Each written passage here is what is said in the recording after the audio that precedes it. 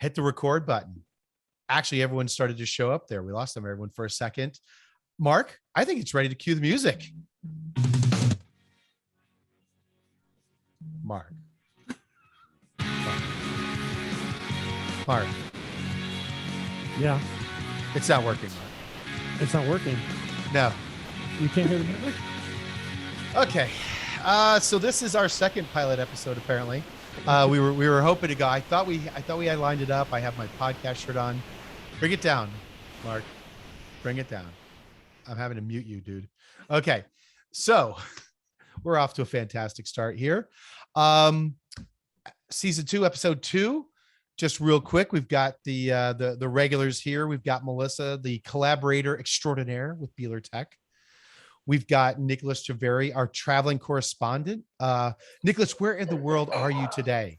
I'm in Asheville, North Carolina right now. All right, fantastic. Now, we're not going to do this today, but I've decided that since you do this, that we're going to have you at some point do a person on the street type segment where we actually have you go talk to a like a civilian, like a regular person, and ask them questions like, who's their favorite person in ad tech? And just see what they say. Like we're gonna have some fun with this. So we'll do that.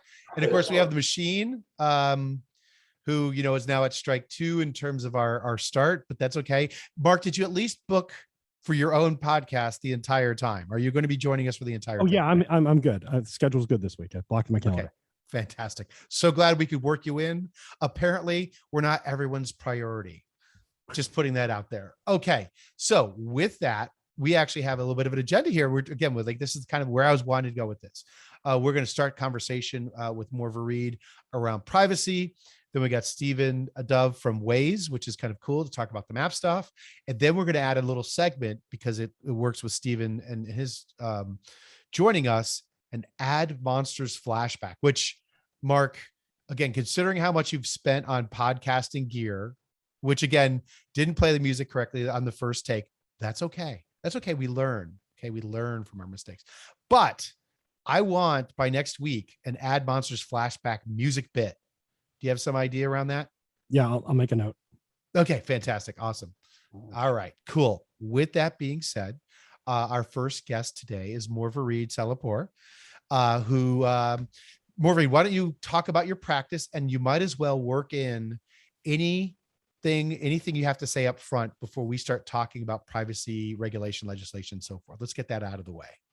Sounds good. Hi, everyone. I'm Morvareed Salehpour. I'm a business and tech attorney. So I work with small and mid-sized businesses from startups to growth stage. And I help them as outside general counsel. So I help them with negotiating and drafting their different contracts and helping them with legal questions that go into their product and service offerings around data privacy, intellectual property, licensing and monetization, open source, and uses of emerging technologies like AI and machine learning. I am also president of the Santa Monica Bar Association. And just the only caveat is that everything that I will be sharing in this is educational and nothing is legal advice. So if you need legal advice, you need to reach out to me separately, and I'm happy to help. Awesome. Thank you for that. And I will say Morvareed is a regular on the virtual happy hours. So she joins us, and it's always great to have you there. One of the things I just off what you just said, I have to go into before we get into the privacy part is someone as an attorney, there's a lot to be done. There's a lot of kind of clients that you can have. What got you into talking about things like AI and this technology piece and whatever? Is there something where you kind of like saw the junction of those things is interesting? Like, or how did you kind of go down this particular path?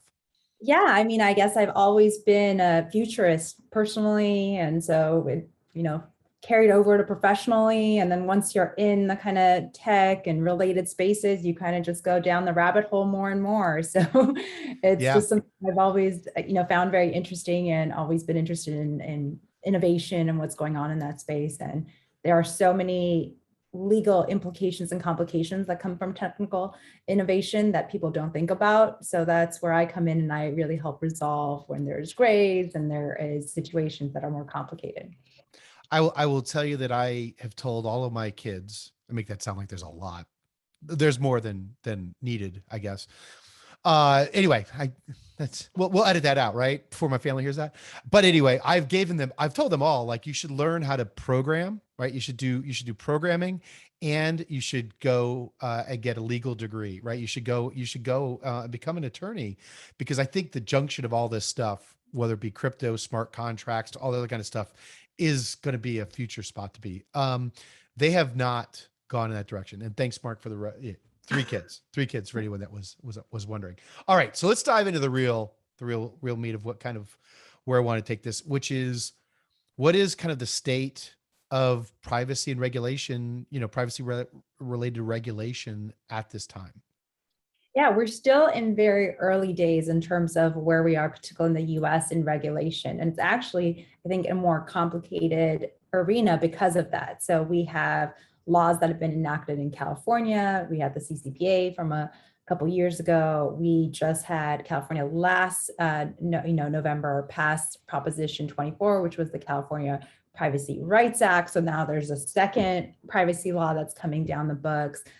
Virginia passed a privacy law in the last year, and Colorado just passed a privacy law in July. So we have a couple states that have privacy laws, and the kind of complication that comes when you have this kind of piecemeal legislation is it's more complex as a business to be able to comply, and it's more costly, right? Because you have to start thinking about, well, what are the different privacy laws in these different states? What different rights there may be? There's different nuances among them all, versus if there is some kind of federal privacy law, you have one framework that you're able to apply consistently. So it's actually a lot more kind of efficient and cost effective from an implementation standpoint for businesses to be able to do that. So I think that is one of the complexities we're going to be seeing moving forward is, do we apply the more stringent standard, which is often what businesses do. For example, California often has the most stringent standards in new areas of these regulations that are passed. So maybe businesses will default to using this California standard because it kind of covers them for everything else until a federal law is passed. Well, do you think that federal law, I mean, I keep hearing people saying that it only makes sense that there will be federal level legislation. And then I go and I read a headline as to what's going on in Washington, D.C. And I immediately go, I don't know, I don't know if there's a betting pool on this. Please let me know. I don't mind putting some money down on this as to whether we'll get to 50 separate laws before we get to one dominant law. What do you think? I definitely think it's a little bit, it is an uphill battle. I feel like, unfortunately, our legislature is on the national level, like Congress is very more focused on other issues, and a lot of them are not really tech savvy. They just aren't knowledgeable about technical innovation. And you can see this from any of the hearings that we've had before the big tech executives before Congress, right? Some of the congressmen didn't know how Facebook generated money. They didn't understand the whole, it comes from ads, right? They didn't know how Google worked. Someone asked one of the executives from Google, why Trump showed up when you Googled moron, not realizing the Barbara Streisand effect. Like, it's just, they're so out of touch with how technology works that I find it's hard to get to somewhere where you can get well thought out laws that are put in place early enough to maybe address some of this. And they also, I feel, don't have the appropriate level of knowledge to even seek out experts to help with that, right? You really need a multidisciplinary team of experts to create a law that makes sense for a lot of these developing issues. They don't know how to do that. So I think our best bet is just electing more people who are knowledgeable in these spaces, but that's a hard thing to do. And that takes time and cycles and so forth. And so again, operations person, and again, just talking specifically about the privacy as it relates to digital advertising piece of this, it seems to me I'm looking for efficiencies, right? And it seems like, tell me if I'm wrong, people are following California. They're not doing a complete copy paste, right? That would be easy. If Colorado said, and just replace the word California with Colorado, we would be onto something, but they don't. They have their versions of that. Mm-hmm. So we have to be aware of all of them. But mm-hmm. is there something, and you kind of alluded to it before, just looking for should we be watching for potential legislation coming down the road from a particular state where we think they're really going to go far with this? So we should probably start to think about them more than we think about California. Do you know what I'm saying? Like, in other words, trying to anticipate so that you could just go to, if I solve for Vermont, then I'm solving for all the other states type of approach.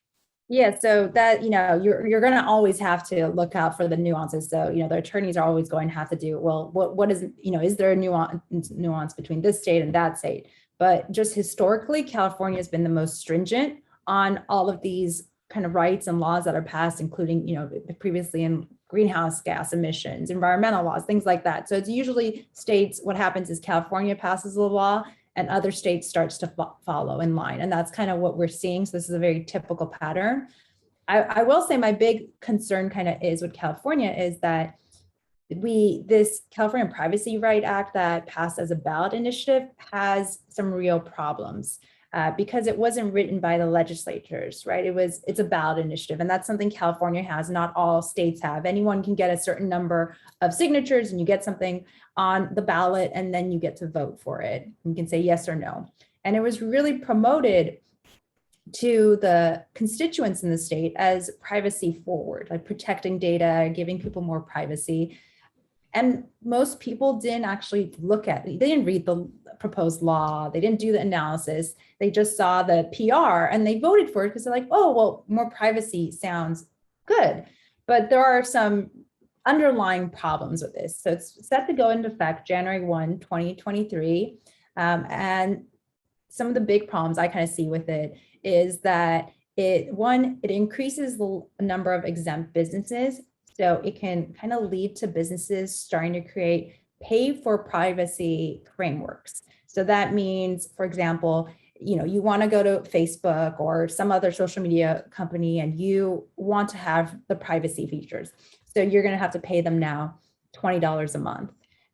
But if you don't pay them, they're going to sell your data or something like that. So that actually it brings in social issues because there are certain people, obviously, who are going to be able to afford paying for privacy across multiple forums and things like that. And other people won't be able to do that. So then you have a stratification in whose data is being collected and sold. So that's one thing that might be a potential issue of that, for example. Yeah. This is nothing but unintended consequences, right? With all this stuff, which goes to one of the hearts of this.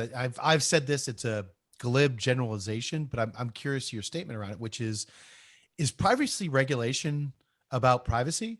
I mean, I know that in some case it is about big tech and trying to go after them, right? Like, this seemed like an area, but the unintended consequences is it affects every publisher, everyone else in the industry, actually even outside of our industry, in terms of how we deal with data.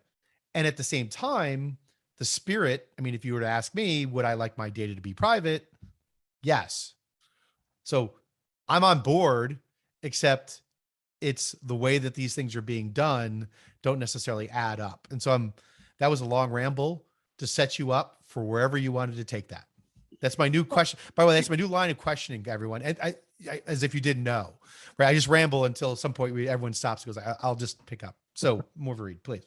Yeah, sure. So I kind of think privacy is really dead, right? So I think really understanding any of these as, they call it privacy laws, but you're not going to be able to put, the cat back in the bag. Like, we've lost privacy over the last over a decade that we've just been freely giving all this data away. So it's not like we can really get that data back. So we're also very connected. We have IoT devices on us all the time. So I think more the intention, and I think laws will hopefully continue to develop in this path, is establishment of data rights for consumers so that we know this data is being monetized, right? There is revenue being generated from it. And the only ones who are really getting that generation is the big tech companies, right? They're being able to sell this data, and no share of it is really being given to consumers. So I think if we get to a point where there are laws established where consumers get to share in that monetization and have some control more over how their data is monetized. So for example, say you have some data about your usage of some kind of application, and you're like, well, maybe I want to sell it to, this type of company. And yes, the big tech company is going to do the selling through their social media platform, but you'll get like 20% of the revenue or something like that from that sale. So that just seems like a fair situation to exist. It's kind of, yeah, like, so privacy being dead. So then, or not dead. Well, privacy now being something again that you can transact on, and But you, the property. person, but it's property. Right. Right. Yeah. It's an interesting, well, but that gets into, I got to circle back on some of that, but I know, Mark, you think about this stuff a lot. You had a question or Yeah. two. So, I mean, machine learning, See what he did there? Because we call him machine. how does one actually learn to become a machine? No, seriously. When it comes to machine learning and AI, something that I don't think the privacy laws are looking into, or the privacy legislation are looking into, is this notion of AI bias that comes in.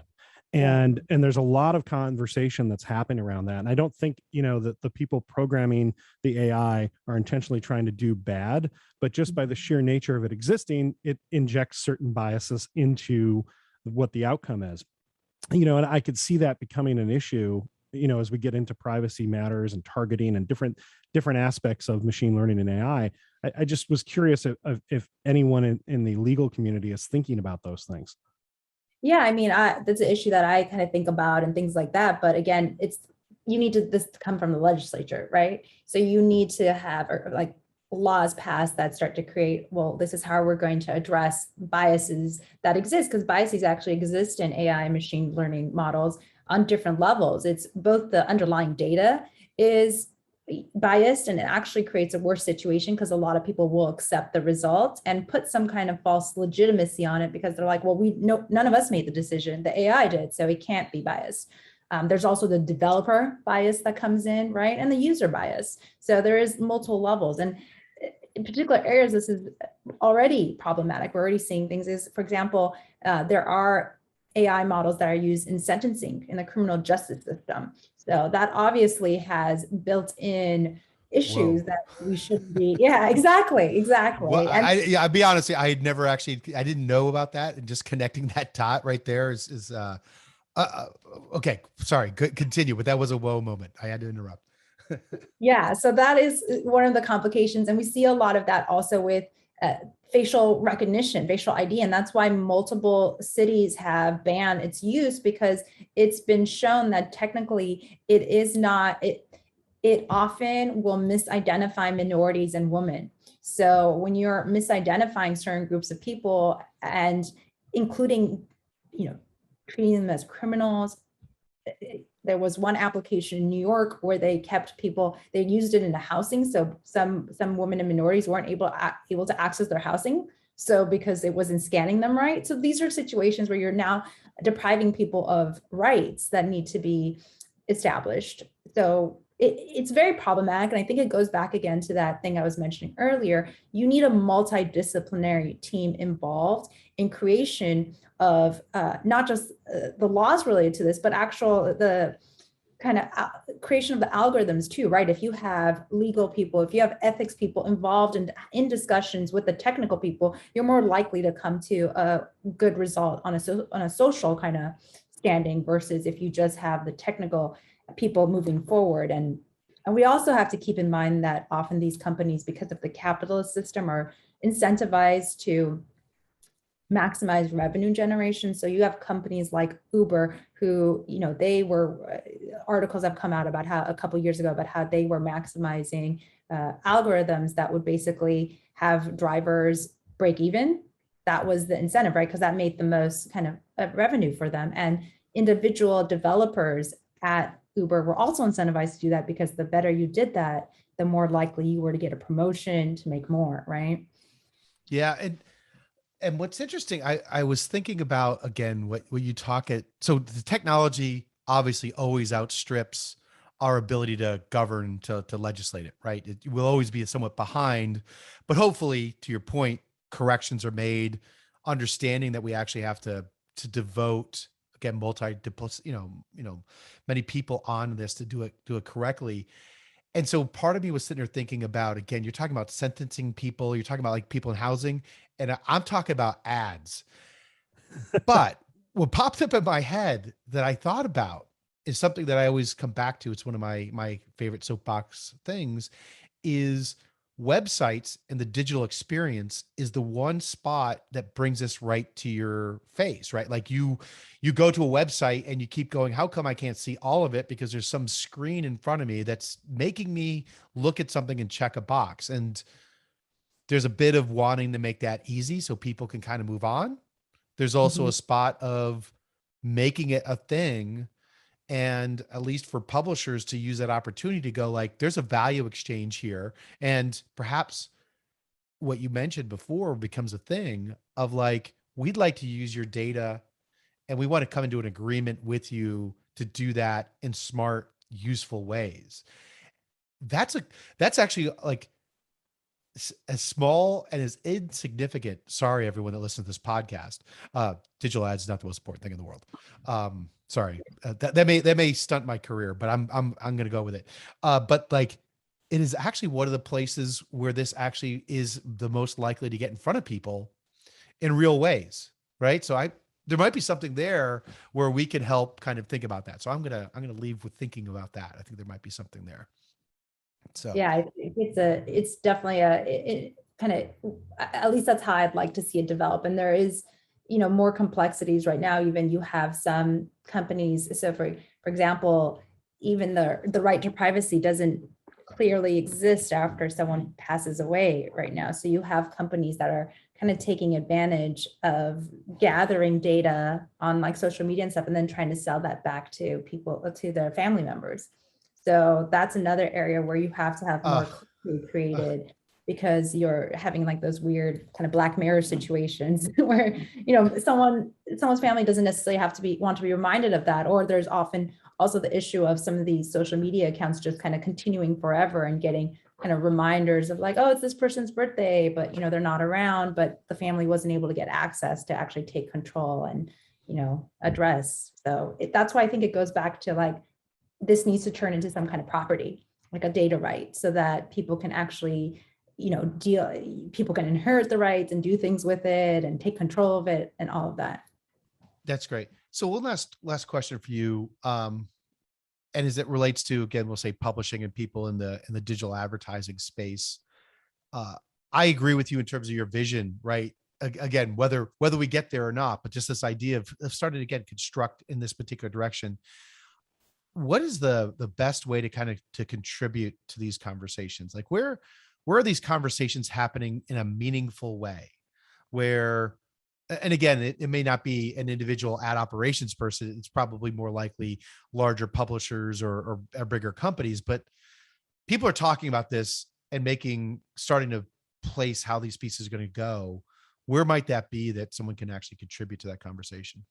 Yeah, I mean, I think a lot of it is just people having these conversations themselves. And so that it's initially, I think it's more of an educational conversation. I think a lot of people don't understand data. They don't understand privacy. They don't understand cybersecurity. They don't understand any of these. So the more conversations you can kind of have along this, and you can kind of be like, oh, that strikes something. I think it educates people so they can lobby their politicians to get privacy laws put forward. They can elect more knowledgeable people. So I think it starts like basically a domino effect.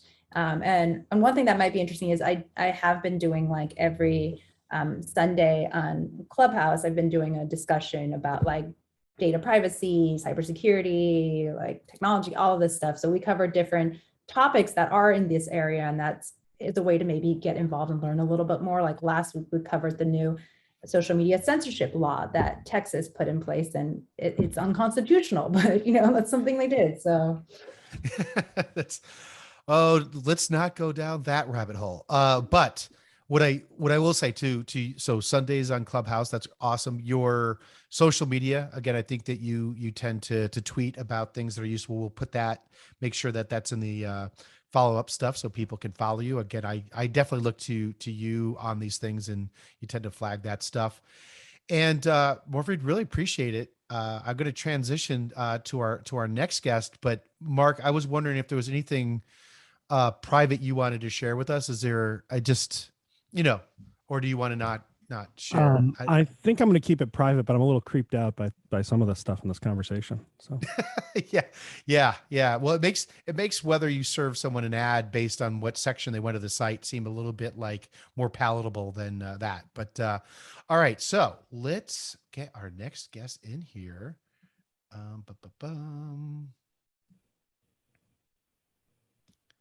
Mr. Dove, come to the stage. I guess. Oh, we're supposed to do like a little clap, like this, like like he's coming from behind the curtain. Stephen, are you still with us? Did you fall asleep? I didn't fall We asleep. can't see you. Connecting. There we go. I like that. That was actually kind of a cool transition. I like that. That's awesome. So, Mr. Dove, it is good to talk to you. It has been a while. I mean, yeah, well, we'll pretend it's been a while. But yeah, Okay, we haven't talked about the business in depth in quite a while. Yeah. So it is true. I'm going to go on the record. We did speak half an hour ago before this session. Exactly. We did actually talk a little bit while ago. But Stephen, you are with Waze. Could you actually talk to us about your role there, and then let's talk a little bit about what Waze does and how it works and all that kind of fun stuff.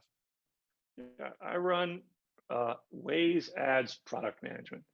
So we have our own engineering and product team because we build pretty much all of our own ad technology at Waze. They're native ads, mobile and hyperlocal, and you can't really buy that stuff off the shelf. So that's kind of what our team does. Waze, for those who don't know, is a community-based navigation app, right? And that's kind of the really cool thing about what we do. Everything you see in Waze pretty much comes from the community of Wazers. And if you're a very early user, you may remember times when there were not streets and you could get like little Pac-Man dots by driving down new streets and teaching the map, teaching Waze and sharing this information with Waze about those maps. And that continues to this day. We have a very active community. Obviously, in real time, you're sharing information about where you're seeing traffic or a school close or a road closure or the police. But we have community editors who will go and spend 30, 40 hours a week because they really love this stuff, mapping new roads, mapping new parking lots, new buildings, or places in the world that still aren't on the map. That's great. That's great. And so you're working on the ad product piece of that, which obviously gets into, again, a very desirable position to be in. You know where someone is, and you know they're coming up on a potential thing. Is there any, can you talk about like I guess, at one point, again, you weren't doing ads. You needed time to kind of build up to that. But what does that evolution look like? What are some of the cool things that you are doing with that? Yeah. So I joined the company about 2 years ago, and there was a time then there weren't ads on Waze, but they've been there for a while. And they really follow the philosophy of the whole app, which is helping provide information to drivers. And I know that sounds lofty and aspirational for an ad team, but you think about the main ad unit you'll see on Waze, which is a pin. And it's a pin on the location of a business, right? And it highlights either that business itself or something you can buy at that location, right, with CPG. So that basic piece there is just adding enhanced data onto the map. It's another layer of the map. And it's interesting because you said we know where the user is, and you can use that with the ads piece, but it's actually much more passive than that. And that's one of the reasons, like, it's a value add in a lot of ways. And the users, we survey them regularly, we engage with them regularly, find the pin ads helpful. Because it's not figuring out where you are and then figuring out what to show you. It's a digital billboard, right? You're driving down the street, there's a business here. There's a Starbucks there, there's a McDonald's there, there's whatever it may be around the corner, helping you navigate the world. And that's again, we're trying to add value there. As we move forward, we're trying to get better and better at that. As I said, we build all our own ad technology in-house. So that's a tall order for what is relatively mid-sized business, and adding new layers of intelligence to that all the time to make it more relevant, to understand, is this a business you're actually interested in interacting with, or did you just come out of that particular business and showing you another pin on that doesn't really make sense. Just getting better at those mechanics of things. And then the other thing that we're really taking seriously is expanding how we think about this from just ads to more broad monetization. So we think about how do we connect Wazers to businesses, and what's the useful data there to give to the Wazers about the businesses around them, about sales, about things being open, about how busy they are, whatever it may be. But also, how can we help you engage with those businesses, right? To order ahead, or to pay for the order, or to make a booking with a hotel because you're taking a road trip. Because there's a lot of value that makes a ton of sense in a navigation app, right? There's a lot of endemic verticals, businesses that you engage with in your car, about your car, because you drove to someplace. So it's a really neat fit. I've been in ad tech off and on for a long time. And this, as a publisher, is a really neat place where that mission of connecting users to businesses can take shape in a lot of ways that go beyond just branding, which is valuable, to awareness, and then to actual engagement, right? And making that easier so that the feature and the monetization element really do become one thing. Do you know how many, while you were talking, how many road map type jokes I was going to interrupt you with? And I just want to give everyone, like, I should get a point for not interrupting with mapping ahead. There's a lot of ways you could have done that, Rob. Especially when you said Waze is when I was like, oh, I got to call it out, because you definitely, you guys probably do that all day long, just talking about all the ways you're going to do something. We work hard not to.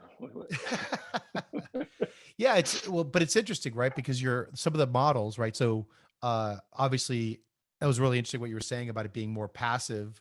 Then I've again seen the alerts that something's kind of coming up. And then one of my favorite integrations was the voice stuff. So for a while, we had Colonel Sanders as telling us where to go, and that was something the whole family kind of got into. That there might be a robot chicken ahead, if you know what I'm talking about. Right. But I haven't seen any of those recently. I don't. Is that? Oh, you're not looking, Rob. I'm not looking. We have all one right. out. It's called Copilot. And we work with big brands, not always, well, yeah, brands. So right now, if you open up your Waze and you click on My Waze, you'll see, I see Drive with the Fraggles. There's a new Fraggle Rock thing out there. You can set your mood, which is the icon that people see on your car, the car you see, and then the voice, right? So that, and we just had one for Halo. A year or two ago, we had a very popular one, the Sesame Street Cookie Monster, giving you directions. There's one coming up. I don't know if I'm allowed to talk about it, but a very popular Showtime show is coming back with a limited run, and there's a really cool voice coming from that to help give you the directions there. So that is a really popular program, and it's really neat. And that, like I said, a lot of ways to engage with businesses in the map. This one that's really like high-level branding stuff, but is fun, right? It's cool, a well-known voice or personality. And here's something I'll throw out to everybody that I love. You can make your own voices, and you can then actually distribute a link to those. So if you think you have a great way to give people instructions, you can go into the app and record.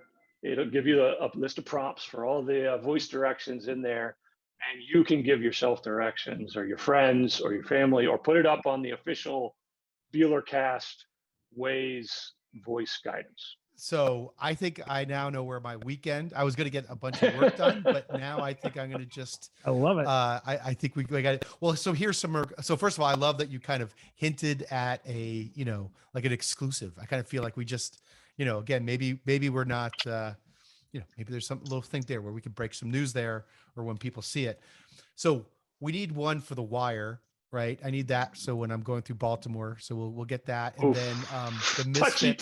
touchy. And that's a sad sore subject right now, because Michael Williams just passed away. Yeah. Well, it's my favorite show, so that's why I bring it up. I bring it up with love, not as a negative joke. But yes, well, I grew up in Baltimore, and so yeah, love that show. So one of the things that I wanted to throw out to you, right, is, and we actually kind of touched on this maybe a little bit with the earlier conversation, is things like automated, self-driving cars.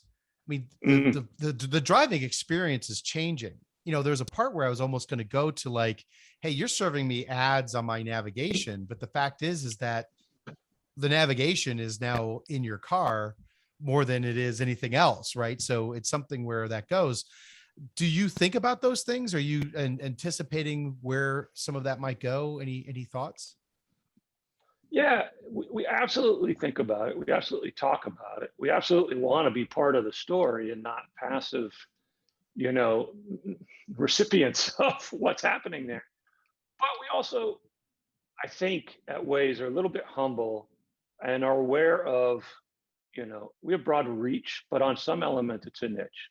And we're about cars and drivers. We're about eliminating traffic. We're about helping you get from here to there, right? We're a navigation app. We're not a broad-based mapping app. And in that context, the best thing we can do right now is help, the individual driver or the carpooling driver. And you should check out Waze Carpool, right? We're helping try to connect people so that we can get cars off the road. Help people, cars and drivers, get from point A to point B in the most efficient way.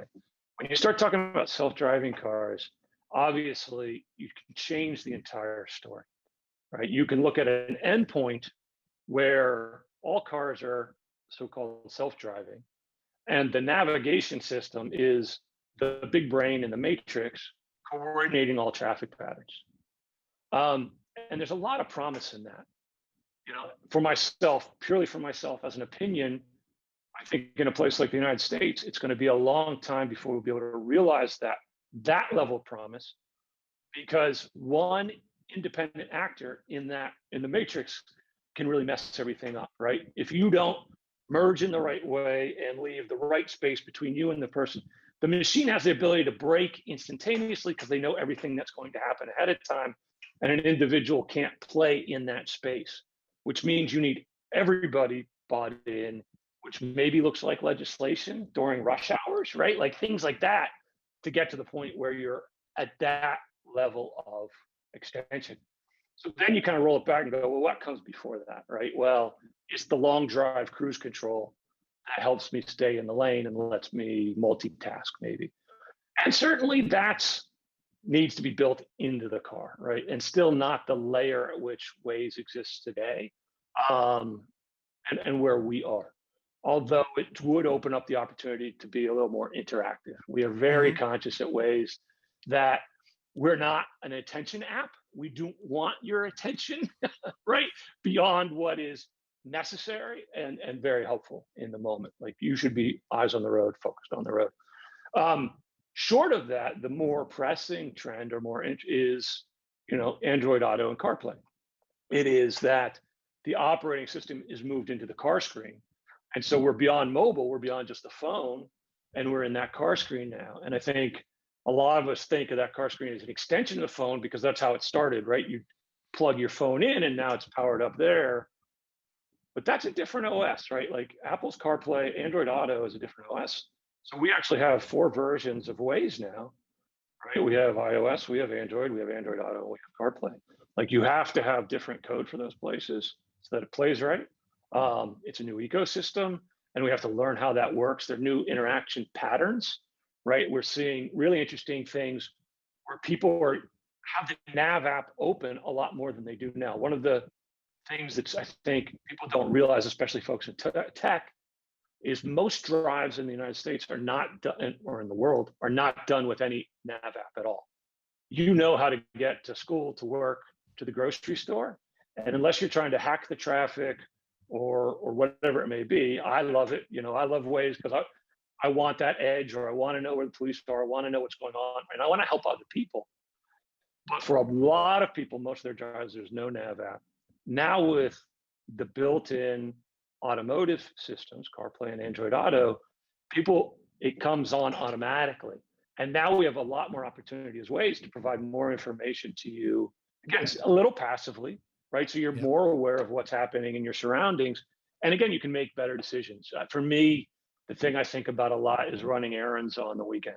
How can I help you optimize that for time, for gas, for finding the places with the best offers on hand, for the things that you like?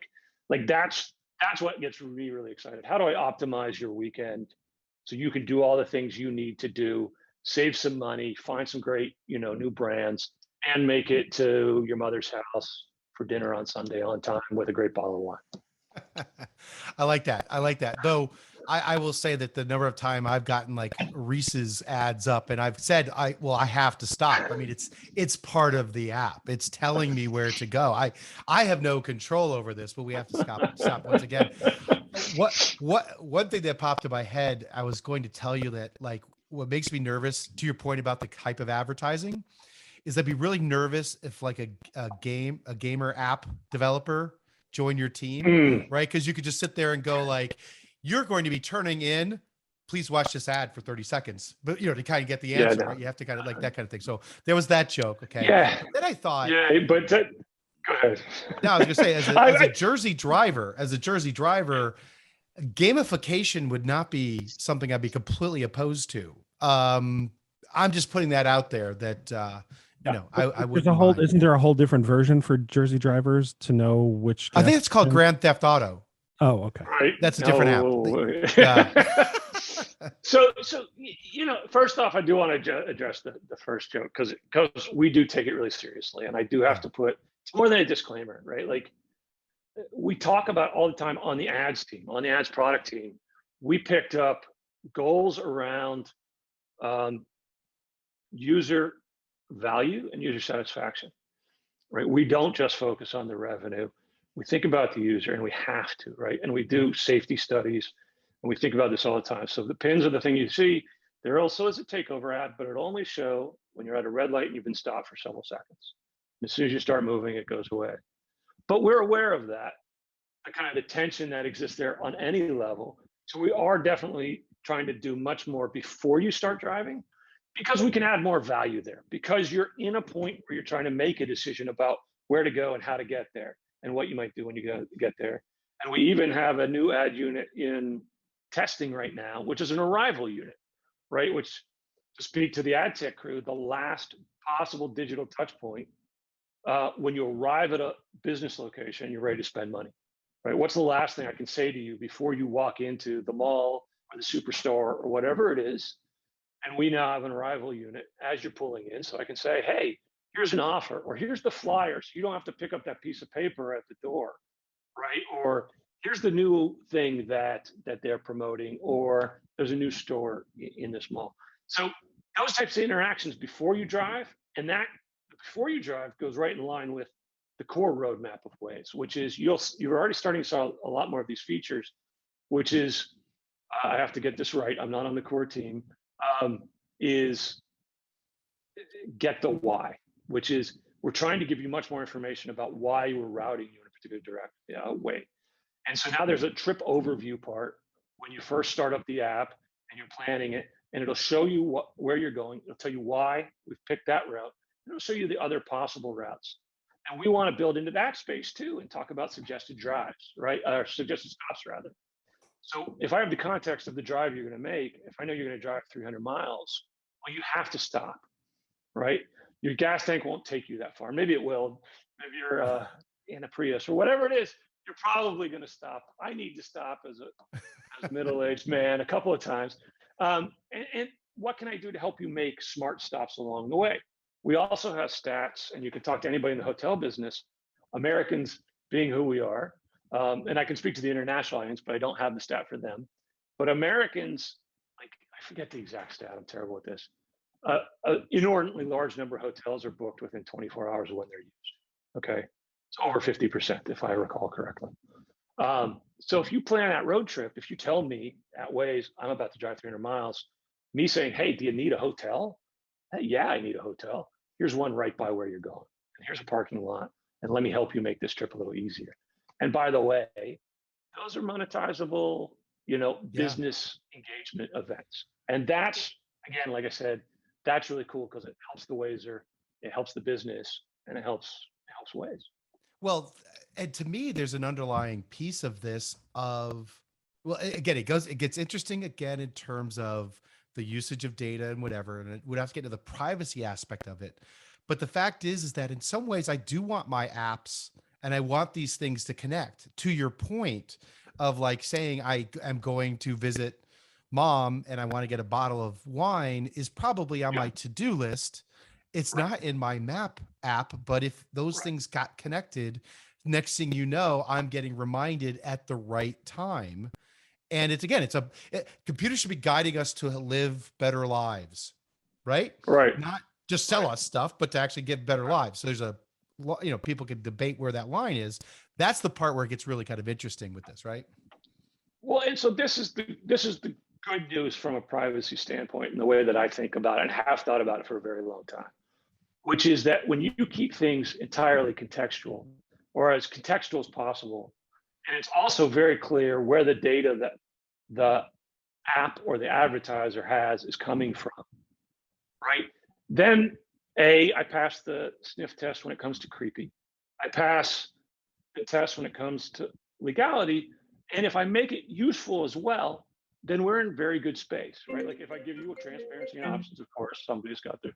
But so if we take this to the Waze example, right? The examples I gave you around long road trips, I don't need to know anything about Rob Beeler, right? I just need to know that that's a long trip, right? You do tend to enter this, you declare your home in Waze, right? Because you want to get back there earlier. So I know it's not home, but that doesn't even matter, right? Like it's 300 miles. You need to do something along those ways. And then the other thing, when you look at the advertisers that we have today, it's hard for me to think of any examples that aren't pretty relevant contextually, right? We're talking about QSR, right? Because people eat fast food on the road. We're talking about gas, right? Because you're going to get gas. We're talking fuel. You're going to get fuel. I'm terrible with this. Retail and consumer packaged goods, CPG, right? The Reese's example of the Coca-Cola and these things, right? Like, and these are the core of the business because they relate to people and cars and drivers. I am not trying to sell you a big screen TV while you're driving with Waze, right? Like there's no match, and I don't really want to, right? It's not helping you in that context. It's taking you out of the context. As a matter of fact, right now on all those pins and takeover ads on Waze, we don't allow clickouts from the app because why would we? You're driving, Right? right? Like so, we're really. I like to think we're thoughtful about this because that's what we want to do for our users, and we're very user oriented. The example I gave about I'm going to mom's for dinner, I don't want to know where your mom lives, and I don't want that data in our system. I don't want to figure it out. I don't want you to tell me, right? Like there are limits, but I can make good guesses. And I think this is where it comes in. And I was listening to the conversation of Morvareed, and there's a lot of educational elements. You can't get ahead of people with your technology. Because what's the quote about, like, any sufficiently advanced technology looks like witchcraft, right? Like how did the system know this thing? It's like, well, it got really good at guessing. It wasn't actually listening to your conversations in the house. But it doesn't matter because if I don't know how it got that information, how it made that inference, it may have well been spying on me. So we're conscious of that, and we try to think about those kind of things ahead of time, and really do things that are a pull from our user base and from our business base, right? And find the match of those things. And one of the things I'd throw in there that's really important, and again, urge you all to check it out, although I don't have the URL, but the Waze community, like there are big forums. We have, when it's not COVID, we have in-person forums. We talk to the people who are, engaged with the app. We talk directly to them and we listen to them. So we really have an open conversation there, and we're rewarded for it. Yeah, they give us data because of that, right? Yep. About the world at large. Yeah. So I think there's an aspect, and you kind of answered what was going to be my last question, so we could wrap up with where I was going to take this. I think you did it, which is for those of us that have that are as publishers or in digital advertising that have some element of utility. And I by the way, I do think that more and more companies are going to have to think like a utility to have the relationship you need to succeed, right? Because again, if you're just completely disposable, that you are, you're disposable, right? So there's a piece of that, but like, there's no better like example than when someone's driving in their car about when to serve them an ad and being respectful. Like, you kind of crossed off all those lines. So those are some things I hope people kind of think about in terms of context and knowing when to serve an ad and how to serve an ad that can apply to other scenarios that don't have to necessarily be driving a car, but certainly get into that. So, Steve, I want to thank you for that kind of thought. Well, Knowing can I that there's throw in forum. a last Yes, thought please. there real quick? Yeah. So I think Waze is lucky in that regard because we have very little room for error and we get really instant feedback if we mess up. And I think a lot of publishers don't. And you can accidentally do a lot of damage to your product because you're not hearing from your user base. They're just going away. Right. So I think it's something to be really Preach. conscious of it and make sure you engage with your users so that, look, it's hard to be purely additive with ads. I get that, right? Like, I don't want to, blow smoke around here, but don't be subtractive, right? Like, don't hurt the product. And wherever you can find those synergies where you're actually enhancing it and adding some value, like that's just great. Right? Like, then we're really doing our jobs. So, I think something, yeah, please, Morvareed. I think something that's really kind of ties into what you're saying, Stephen, is that so many businesses nowadays are kind of saying that actually being privacy forward gives them a competitive edge over other businesses. So even with what you're saying you're doing, it seems to be more privacy forward. And it's actually in contrast to, I don't know if any of you saw that earlier this spring, Ford actually filed for a patent for its vehicles to have ads pop up from, like, when you're driving by the big ads on the, on the street, to have those billboard ads pop up onto your screen as you're driving, which I think most people had a pretty negative reaction to that. So I don't think that's like going down that road of trying to monetize vehicles they're selling more by making billboards show up in your car. Just sounds wrong versus a business that's being more privacy forward, saying we're going to give you targeted ads. We're not just trying to give you everything. Yes. Yeah, absolutely. And let's give credit. Let's hopefully the credit or the benefit of the doubt to Ford. They probably weren't going to show you a big pop-up while you were flying down the highway at 60, but I didn't read the article. I don't know what the patent was for. Oh, geez. But yeah, you could, one can only imagine. Again, let's hope that the use and the utility continually outpaces ad tech, right? Because if ad tech were to take over, we definitely would be, think of airplane pilots, because they're a pretty good, they're a pretty good demographic to reach, right? So one can only imagine clouds now having sponsored ads on it. So I, just in the interest of time, I'm going to save my request of you about paying a little extra so that I can redirect everyone else's traffic away, so I get a free lane. I'm going to bring that up to the group, and we're going to work on that to come to that as a thing. And of course, I'm going to be leaving and doing a Colonel Sanders.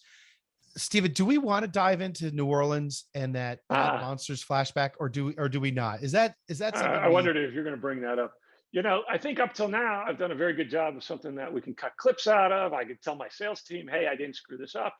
We're going to talk about New Orleans. So you know what? New Orleans. No. Okay. Because no. So I think it was 2009.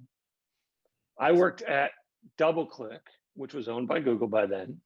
And I was doing my second consecutive keynote at an Ad Monsters, which the good brains at Ad Monsters decided to schedule at 9 a.m. on the second day of the conference in New Orleans. Now, can anybody think where this might be going? Lots of sponsors, lots of sponsored parties on the first night. And I get up there 9 a.m., fresh-faced. I did not go out late. And I look out over the audience. Now, I was impressed that there was an audience. I was really surprised that the seats were full. But I did my thing. I showed my slides, and I had left plenty of time for the interactive back and forth. And Rob was the MC, and we opened it up for questions. And it was crickets. And we had a lot of time left. And Steve and I had our first interview so think of this. So this was my first event working for Ad Monsters. At that time, we gave Google an hour. Now you can only imagine that at a conference right now, if Google had an hour and it was interactive, questions like just absolutely right. But just at that time in New Orleans, at that moment, and you had actually said, I'm going to cut some of this out so that we could get to questions sooner. So he has an hour and finished in probably 15 minutes to 20. Like you were even a little quick. I remember you before that saying, Stephen, are you sure there's enough content here? Oh yeah, it'll be great. And I was sweating bullets. And of course, for who I was working with, they were like, they paid for an hour, they get an hour. So I'm sitting there going, okay, Stephen, can you go to slide 1 again? And I literally made you represent with just a lot of color commentaries. If it was, it was. But what I remember, Stephen, we got through it. And you talked to me to this day, and and you talked to me, and it all ended well. But there are lessons there. Don't be on the stage 9 a.m. in New Orleans or Vegas, or we'll never book that same session again. So, hey, Morvareed, Stephen, thank you so much for this conversation. Really loved it, and loved that we were able to kind of tie it all together. So thank you. We're going to be doing this. We have a session next week, Friday around the same time with Jonathan Mendez, who is always a colorful character. I just usually get to throw stuff at him, and then he says things that no one on this call really want to have any part to. He's going to be a singular guest just because no one's going to want to hear when he starts throwing bombs. So enjoy that if you will. But then we're going to take a break as we are learning from our first sessions. But what was really good is to have some really good guests to help bring that together. And Machine, take us out. Now. All right. So I'm not hearing that. I don't know if anyone else is, but with that, thank you everyone so much. Really appreciate it. So take care, everyone, and have a good day.